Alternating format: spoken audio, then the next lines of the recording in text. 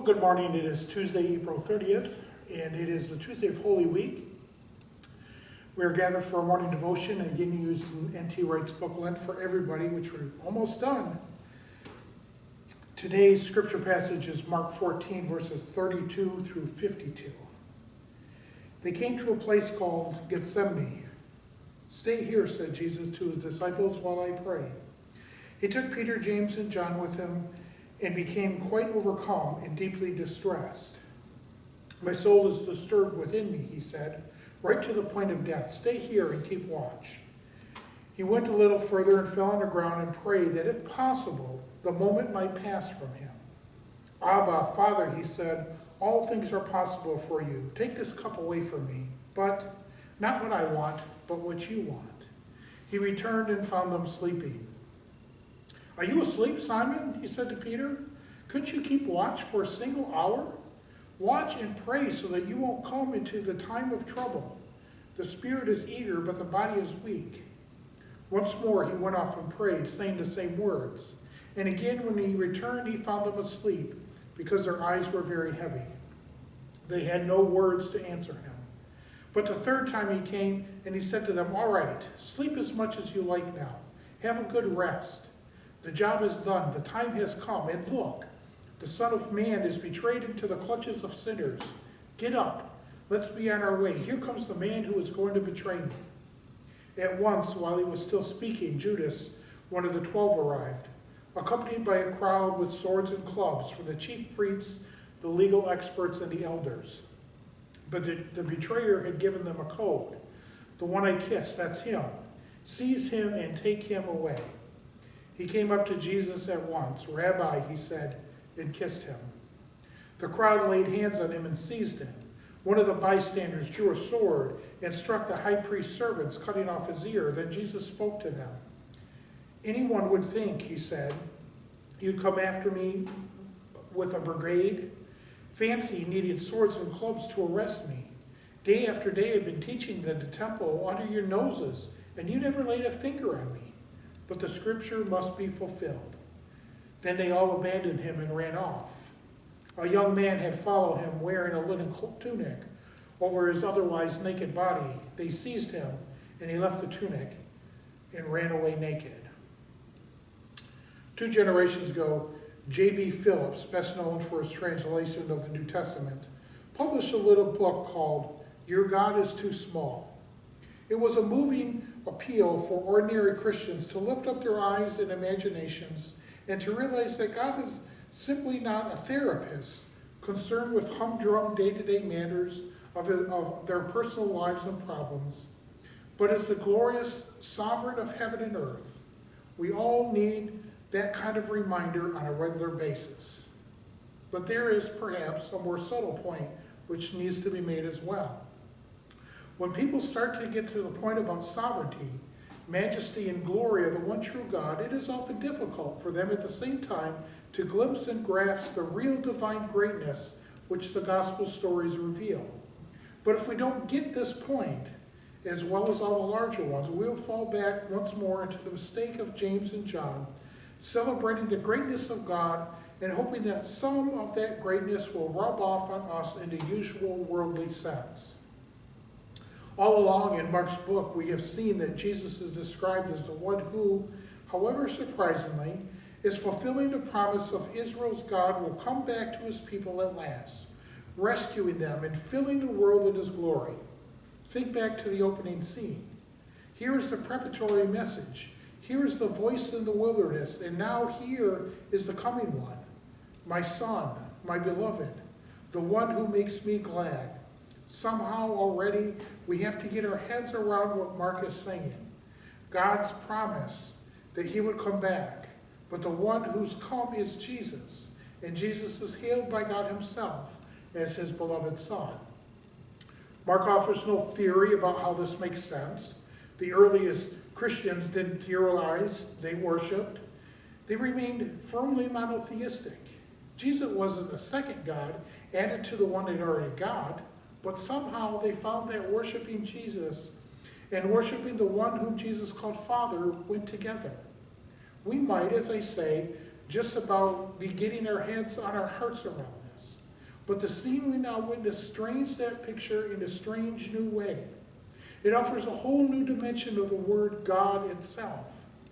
Gethsemane stands at the heart of the whole early Christian picture of who God is, and hence of who we ourselves, bearing God's image, are meant to be. And at the heart of Gethsemane, there stands that unforgettable prayer that shows what real love looks like. The love that passes between Father and Son. The love that reaches out to this day into the dark places of the world. Abba, Father, he says, all things are possible for you. Take this cup from me, but not what I want, but what you want. Not long ago, I heard a church leader declare that with this passage, we actually see conflict within the Trinity itself. But Gethsemane is not about conflict. It's about love. This is the fullest, honest interchange of love in which the Son lays before the Father the true conviction of his God-reflecting humanity, caught now in the necessary world of bearing the utter pain and sorrow of the world. But people might say, doesn't this prayer show that Jesus and his Father are, as it were, on opposite sides of the equation? Doesn't it appear that Jesus wants to be released from his obligation, but knows that the Father's wills it anyways? Not so fast.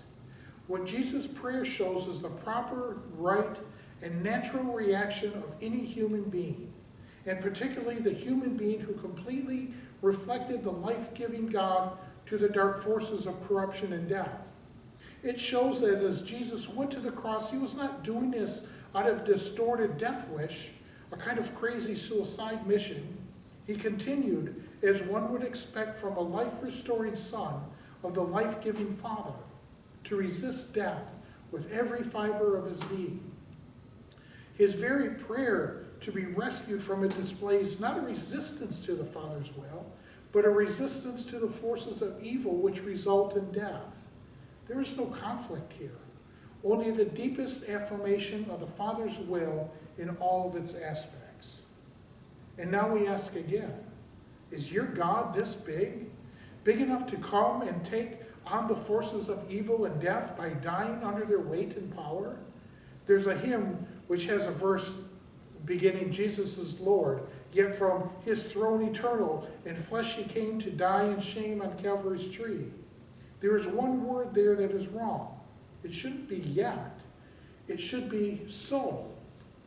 Jesus is Lord, and so, and therefore he came into this world, came to his own people, came to the place of fear and horror and shame and guilt and evil and darkness and death itself.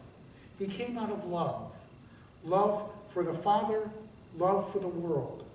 This is what Mark's story is telling us. All the theologians down the century have produced formula to explain this, but it's all here in a nutshell within this astonishing story. And of course, the disciples didn't get it. First they fell asleep, then they make a half-baked attempt to defend Jesus, and then many people think this is Mark's own signature, a shocking and shaming personal memory. A young man is grabbed by the tunic, so leaves the tunic and runs away naked. That says it all. Humankind, naked and ashamed in the garden, while the snake closes in for the kill.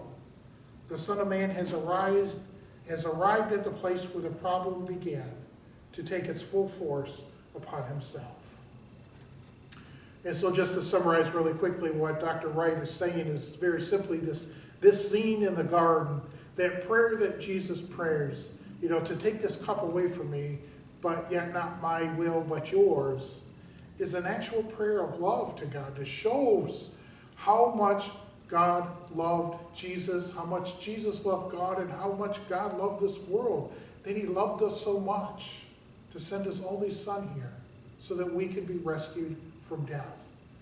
And this prayer just confirms, according to N.T. Wright, confirms that the death of Jesus was to defeat the powers and evils and darknesses of all this world. The scene in Gethsemane, we sing that song in the garden, we sing those songs throughout our history, but it really doesn't get to the point that this is a love story here at the beginning of Monday, of the Wednesday before, the Tuesday before his death. It's really a love story that shows how much Jesus loved God, that he's so willing to do his will. And so the question is asked, is our God that big? Do we think that our God is that big to not be concerned about our day-to-day operations, but to be more concerned about the big picture of God's will in this world? That's a question for you to reflect on. So go forth this day in the peace and the love of Christ, and we will see you tomorrow.